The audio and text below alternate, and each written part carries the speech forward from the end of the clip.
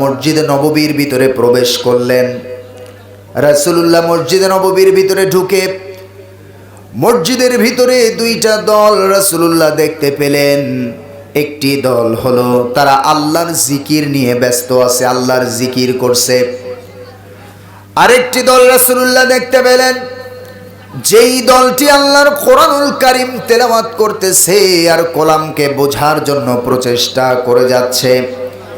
আল্লাহর নবী দাঁড়িয়ে গেলেন, সাহাবায়ে কেরামকে ডেকে বললেন, ও সাহাবীরা, এই মসজিদে নববীর ভিতরে দুইটা দল তোমরা দেখতে পাও, দুইটা দলই কিন্তু আমার আল্লাহর কাছে ভালো কাজে আছি, আমার আল্লাহর কাজে আছি, কিন্তু সম্মান মর্যাদার কাছে আছে কারা জানো?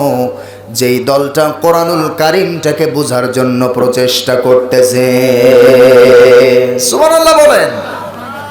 আপনি যদি কোরআনের একটা আয়াতকে বোঝার জন্য চেষ্টা করেন, কোনো মানুষ যদি সকালের 1 ঘন্টা কোরআনের একটা আয়াতকে বোঝার জন্য চেষ্টা করে, ওই লোকটার আমল নামায় আল্লাহ রব্বুল আলামিন 2টা উট দান করার সওয়াব তার আমল নামায় দান করে দেন। জোরে কোন সুবহানাল্লাহ।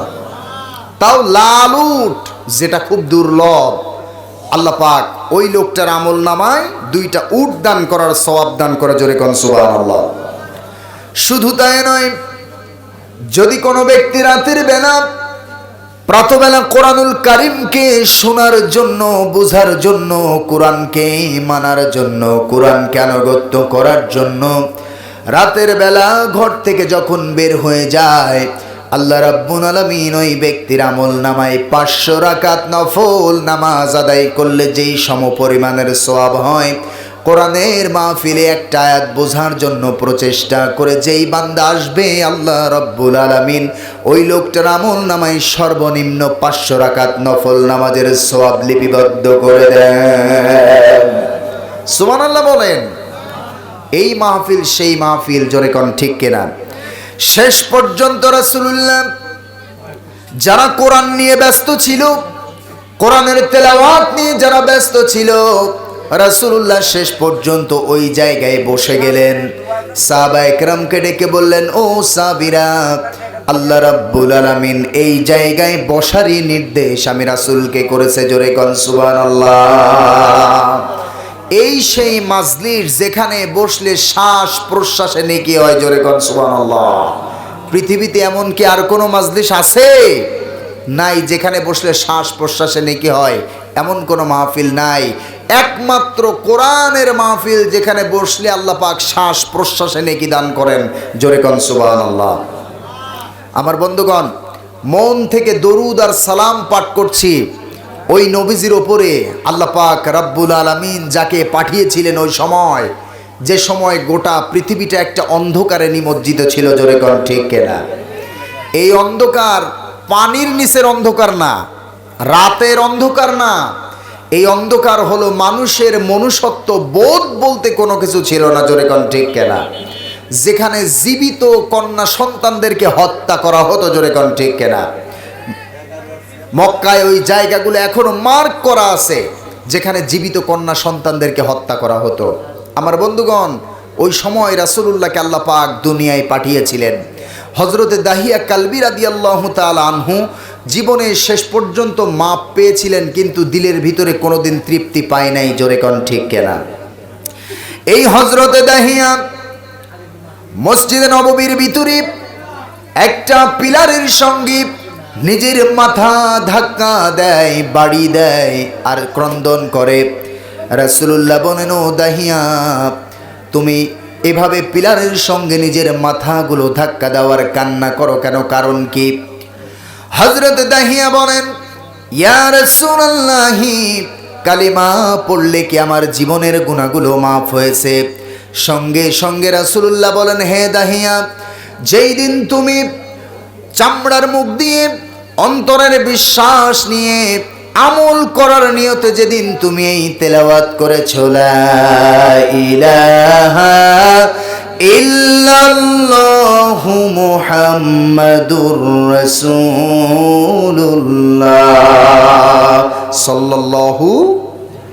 হে দাহিয়া, যেই দিন তুমি এই কালেমা তেলাওয়াত করেছো, আল্লাহ রাব্বুল আলামিন ওই দিন তোমার জীবনের তামাম গুনাহগুলোকে আল্লাহ রাব্বুল আলামিন মাফ করে দিয়েছেন।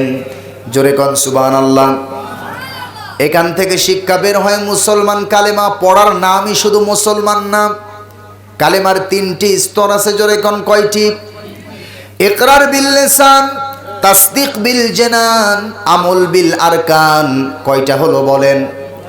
মৌখিক স্বীকৃতি প্রদান করা, অন্তর দিয়ে বিশ্বাস করা, আর বাস্তব কাজে তা পরিণত করা। বিষয় গেল কয়টা? আসতে বলবেন না কয়টা? রাসূলুল্লাহ জানিয়েছেন এই 3টি বিষয়ের যদি 2টি বিষয় না থাকে আর একটা বিষয় যদি কারো থাকে, এই লোকটা হলো কাফের। হিন্দুরা কাফের না মুসলমান? কথা বলেন, হিন্দুরা কাফের না মুসলমান? নাকি অনেকের মতে মুসলমান? হিন্দুরা কিন্তু কালেমা পড়ে, পড়ে কিনা বলেন? অন্তরের বিশ্বাস ওদের নেই, বাস্তব কাজে তা পরিণত নেই, এই জন্য হিন্দুদেরকে কাফের বলা হচ্ছে। জোরে কোন ঠিক কিনা? আর যদি কোনো ব্যক্তির কালেমার 3টি স্তরের 2টি স্তর আছে, একটি নেই, কালেমা মুখ দিয়ে পড়ে, অন্তর দিয়ে বিশ্বাসও করে, কিন্তু বাস্তবে তার কোনো আমল নেই, রাসূল জানিয়েছেন এই লোকটা হলো মুনাফিক। কি বলেন? এই মুনাফিক, এটা কিন্তু বৌদ্ধ জাতির ভিতরে, হিন্দুদের ভিতরে, খ্রিস্টানদের মধ্যে হবে না। মুনাফিক শুধু সৃষ্টি হবে মুসলমানদের ভেতরে। জোরে কোন ঠিক কিনা? কোনো মানুষ যদি বলে হুজুর আমি হিন্দু দেখতে চাই, আপনি পার্শ্ববর্তী রাষ্ট্র ভারতে চলে যান, শুধু হিন্দু দেখতে পাবেন। জোরে কোন ঠিক কিনা? কোনো মানুষ যদি বলে হুজুর আমি খ্রিস্টান দেখতে চাই, আপনি আমেরিকা চলে যান, শুধু খ্রিস্টান দেখতে পাবেন। কোনো মানুষ যদি বলে হুজুর আমি বৌদ্ধ দেখতে চাই, আপনি জাপানে চলে যান, শুধু বৌদ্ধ দেখতে পাবেন। জোরে কোন ঠিক কিনা? কোনো মানুষ যদি বলে হুজুর জাহান্নামের একদম তলদেশে থাকবে মুনাফিক, এই মুনাফিক আমি দেখতে চাই, তাহলে কোন দেশে পাঠাবেন বলেন? কথা বলেন, কোন দেশে পাঠাবেন? এই যে একজন বলছে বাংলাদেশ, কারণ আমার দেশে মুনাফিকের সংখ্যা কম না বেশি? আসতে কয়, কম না বেশি? শুধু কি বেশি নাকি? পদে পদে মুনাফিক। জোরে কোন ঠিক কিনা? কি ঠিক বললাম না ভুল বললাম বলেন? পদে পদে মুনাফিক আছে না নাই? অতএব একটা কথা মনে রাখবেন, এই যে কাফের, হিন্দুরা কিন্তু কাফের। জোরে কোন ঠিক কিনা? এই কাফেরের চাইতেও আল্লাহর কাছে মুনাফিক নিকৃষ্ট। কে বলেছেন? আমি রেফারেন্স দিচ্ছি, পার কথায় আপনাদেরকে আমি রেফারেন্স দেব ইনশাআল্লাহ। আমি কোরআন থেকে রেফারেন্স দিয়ে দিয়ে কথা বলবো, আল্লাহ যেন কবুল করেন, বলেন আমিন। আল্লাহ রাব্বুল আলামিন জানিয়েছেন ইন্নাল্লাহা জামিউল মুনাফিকিনা ওয়াল কাফিরিনা জাহান্নামা জামিআ। জোরে বলেন আল্লাহু আকবার। ইন্না শব্দের অর্থ নিশ্চয়ই, লহা আল্লাহ বলেন জামিউল একত্রিত করব, মুনাফিকিনা পরে শব্দ ওয়াল কাফিরিনা। আয়াত কি বুঝে আসে? তাহলে আয়াতের শুরুতে, বক্তব্যের শুরুতে কার নাম? মুনাফিক। কার নাম বলে?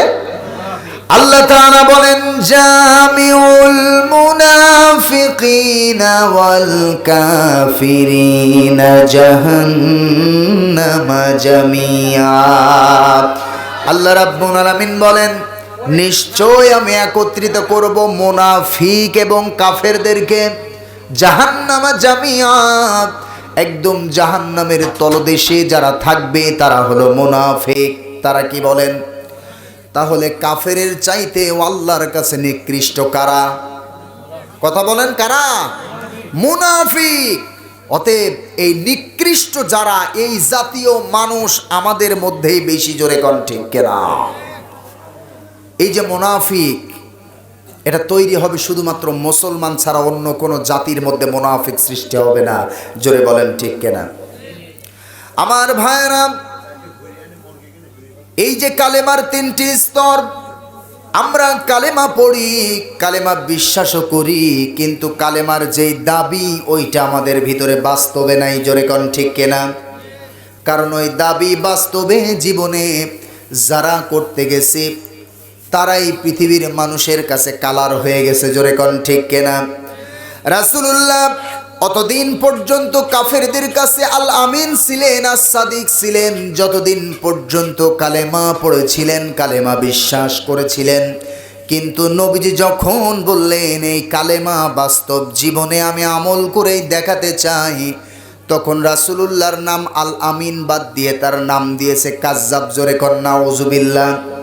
তার নাম দিয়েছে পাগল, উন্মাদ, কবি, মাজনুব, কত প্রকারের নামের পরিবর্তন ঘটিয়ে ফেলেছে। আজও পৃথিবীতে যদি কোনো মানুষ কালেমা পড়ে, কালেমা বিশ্বাস করে, কাফেরদের কোনো সমস্যা হবে না। এই লোকটা যদি বলে আমি আমার নবীর মতো আমল করেই দেখাতে চাই, 3 নম্বরের বিষয়টা যখনই করতে যাবে ও নবীর মতো পৃথিবীর মানুষের কাছে কালার হয়ে যাবে। জোরে কণ্ঠে